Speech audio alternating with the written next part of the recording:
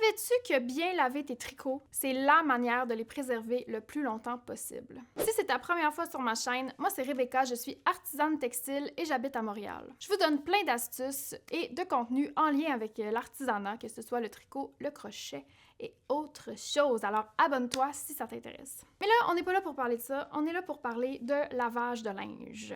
Parce que si tu as cliqué sur cette vidéo, c'est peut-être parce que tu es un peu perdu là, sur comment, par où commencer, de quoi tu as besoin pour laver un chandail tricoté, que ce soit toi qui l'as fait ou que ce soit parce que tu l'as trouvé à la friperie ou que tu l'as acheté bien cher sur un site internet. Comprends-tu? Là, je vais vous montrer très simplement comment laver vos chandails pour pas qu'ils s'abîment. C'est la question qu'on me pose le plus souvent. Et si on me demande, oui, comment les laver, on me demande surtout pourquoi les laver à la main. Pourquoi prendre tout ce temps? Parce qu'il y a quelque chose de très intimidant là, dans le fait de devoir passer par toutes ces étapes pour un simple petit chandail. Fait que je vais essayer de dédramatiser ces étapes-là aujourd'hui avec vous. Dans cette vidéo, je vais donc vous montrer pourquoi il est important de laver ses tricots à la main et surtout, comment le faire correctement. On va commencer avec la raison pourquoi c'est important de laver ses tricots à la main. C'est vraiment simple. La raison la plus évidente, c'est pour pas abîmer la fibre, tout simplement. Quand je parle de lainage, moi, je parle surtout de fibres naturelles. Et ce que j'entends par fibre naturelle, c'est tout ce qui provient de l'animal ou du végétal, que ce soit donc le mouton,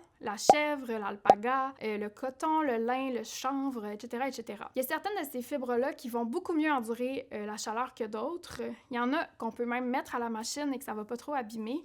Mais un conseil général que je vous dirais, c'est que quand vous avez un vêtement auquel vous tenez, bien, prenez le temps de toujours le laver à la main parce que même s'il va à la machine, ça reste que ça a tendance à abîmer les morceaux puis c'est pas ça qu'on veut. Fait que c'est la première chose à prendre en note. Sinon, une autre raison pourquoi c'est vraiment important de laver nos vêtements à la main quand ils sont précieux, bien, c'est tout simplement pour enlever la poussière des fibres. Si on a tricoté une laine très rustique, par exemple, il va y avoir des petits brins coincés, de la poussière, etc. C'est donc une manière de le faire sans être trop agressif dans le contact avec la fibre. J'ai plein d'exemples avec moi de différents tricots parce que je voulais qu'on regarde comment laver des chandails qui sont tricotés, mais aussi des chandails qu'on a trouvés à la friperie. J'ai un exemple ici, c'est un cardigan. Donc la première chose que je vais faire, c'est d'aller voir l'étiquette du vêtement. Dans ce cas-ci, c'est un vêtement que j'ai trouvé à la friperie et on me confirme que c'est 100% pure laine et de le laver à la main. Donc prendre connaissance de ça parce que selon la composition, vous pourriez possiblement le mettre à la machine, ce qui n'est pas le cas dans un chandail qui est 100% laine parce que là, je suis assurée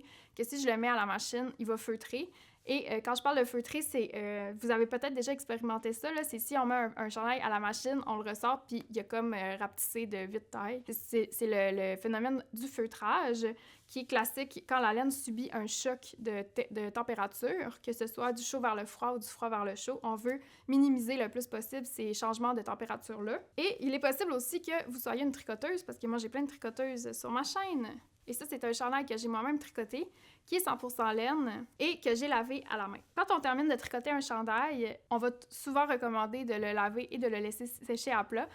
Oui, pour toutes les raisons que j'ai énumérées tout à l'heure, mais peut-être surtout pour permettre à la laine de se déployer dans toute sa splendeur parce que le savon qui est à la lanoline ainsi que le trempage va vraiment permettre à la laine de, si on veut, s'exprimer. Souvent, elle va gonfler, elle va venir comme tout révéler sa potentialité. Fait que c'est aussi pour ça que quand vous commencez à tricoter, on va vous dire de tricoter un échantillon et de bloquer cet échantillon. Quand le terme bloquer, ça renvoie à ça, au lavage et aux étapes que je vais vous montrer tout à l'heure. C'est important quand on le fait parce qu'il y a des laines qui vont réagir très, très, très fortement au blocage, donc qui vont vraiment prendre plus d'ampleur, parfois même réduire, c'est plus rare, mais ça se peut. Puis ça, c'est bon à noter si vous avez des chandails de friperie parce que, en fait, si, par exemple, il est un peu trop petit, le chandail que vous avez trouvé, bien, il est possible, quand on les lave, d'aller l'étirer un tout petit peu, juste pour aller chercher assez de grandeur. Fait que ça peut être quelque chose à garder en tête aussi, là, si votre chandail est un peu serré, puis que vous voulez aller lui donner un peu de volume. C'est quelque chose qui est possible. On entre dans le vif du sujet, comment laver ses tricots. La première chose que ça vous prend, c'est un savon comme celui-là ici, donc un savon doux qui est fait pour laver des lainages. Donc moi, j'utilise la marque Eucalan, mais il y en a plusieurs sur le marché là, qui sont toutes aussi bonnes. Assurez-vous, en fait, que ce soit un savon délicat et qu'il ait dedans une composante de lanoline. Donc la lanoline qui est un peu comme une cire ou un gras qui est sécrété par la peau du mouton puis qu'on va utiliser dans plein de contextes, mais dans le contexte du savon à laine comme ça va permettre de venir vraiment hydrater la fibre pour, comme je vous disais tantôt, lui permettre de se dévoiler dans toute sa splendeur. Fait que des fois, ça paraît, il y a des chandails qui sont comme un peu secs, parce que la laine, c'est vivant, hein, ça va vraiment réagir à l'environnement. Puis le fait de la laver avec un savon comme celui-là, bien, vous allez vraiment voir une différence dans la qualité, dans le visuel de votre vêtement. Une autre particularité d'un savon comme celui-là, donc le Calan, c'est que c'est un savon sans rinçage. Vous n'avez pas besoin de l'enlever après. Il va rester dans le vêtement, puis vous n'avez pas besoin de rincer 2 fois là, pour l'utiliser. C'est un autre point vraiment positif, ça enlève une étape un peu désagréable là, quand on lave les vêtements. La première étape, c'est que vous allez remplir un bain ou une bassinette d'eau tiède. Et là, par tiède, j'entends température pièce. Vous voulez que quand vous trempez votre doigt, il n'y a pas de différence entre l'air ambiant et l'eau du bain ou de votre bassinette. Ça, c'est super important parce qu'on se rappelle que ce qui va faire réagir la fibre, c'est le changement de température d'un bord ou de l'autre. Fait qu'assurez-vous vraiment que votre eau est tiède. Ensuite, évidemment, pendant que l'eau coule, on va ajouter quelques gouttes de Calan. Selon ce que vous lavez, ça va dépendre pour la quantité, mais sur les bouteilles, vous allez avoir la recommandation. Donc, vous pouvez vous fier à ce que la bouteille vous dit. Pour un vêtement, je mets environ, tu sais, comme un coulis, là. Tchouk, tchouk. Fait que là, maintenant, vous avez votre eau savonneuse. Vous allez brasser ça, attendre un peu.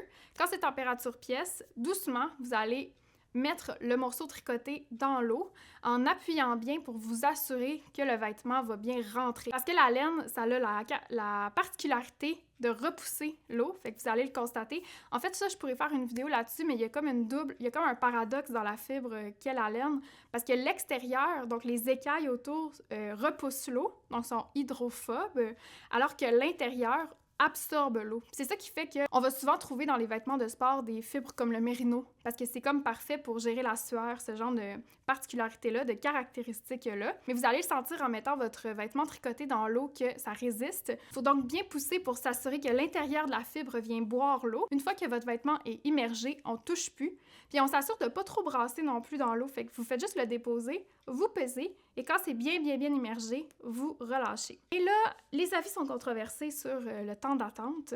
Moi, j'ai un sens du drame élevé. J'attends très longtemps. Souvent, je vais le faire avant de me coucher et je vais le sortir de l'eau le lendemain matin. Je vous dirais entre 4 et 8 heures d'attente.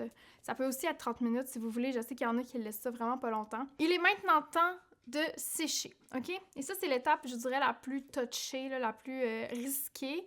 Il faut vraiment faire attention parce que, comme je vous disais, la laine, c'est très sensible et on va faire attention de jamais manipuler trop brusquement. Fait que pas d'affaire de le sortir vite du bain en le prenant par deux côtés. On veut vraiment rassembler le truc dans nos mains, rassembler comme une petite boule. Puis là, on va appuyer pour faire tout sortir l'eau le plus possible. Donc, on presse le tricot entre nos mains en s'assurant que ça reste comme une boule. Puis, vous pouvez à ce moment-là avoir préparé des serviettes à côté, puis vous allez le déposer sur les serviettes. Puis, c'est là que c'est intéressant. On va faire un petit burrito. Vous burritez votre vêtement. Puis là, vous appuyez très, très, très fort. Vous pouvez même marcher dessus.